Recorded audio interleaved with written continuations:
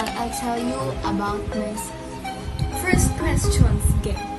Who are you? Who is me? I am Fiona Micaela Inosente and I am 16 years old. Well, I'm from TechPro ICTD. Next, what is my hobbies or what are my hobbies? Ang hobby ko po ay si Dokyo.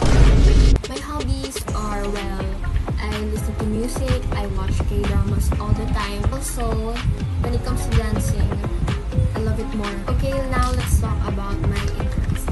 I'm really fond when it comes to baking. Just love desserts and sweets so much. Next is tell me a fun fact about myself. Fun fact about myself is that I'm a K-pop fan. So speaking of being a K-pop fan, syempre, as I mentioned earlier na I love dancing. That is one of my talents, I guess.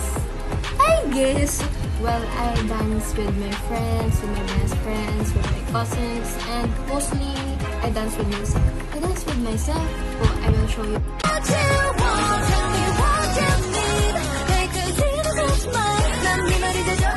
Next question is, what are my expectations to this class?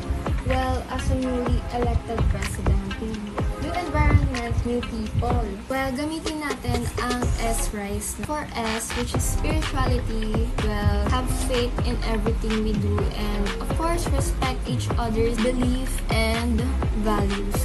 Next, for respect and responsibility, of course, respect our teachers, classmates, and school facilitators.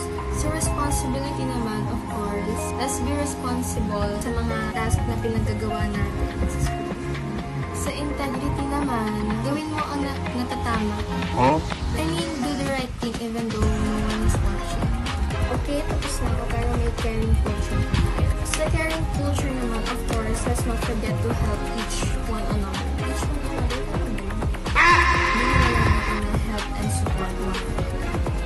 And of course, as a class president, let's help create a friendly and exclusive classroom para naman safe ang ating mga classmates and masaya sila pumasok sa school.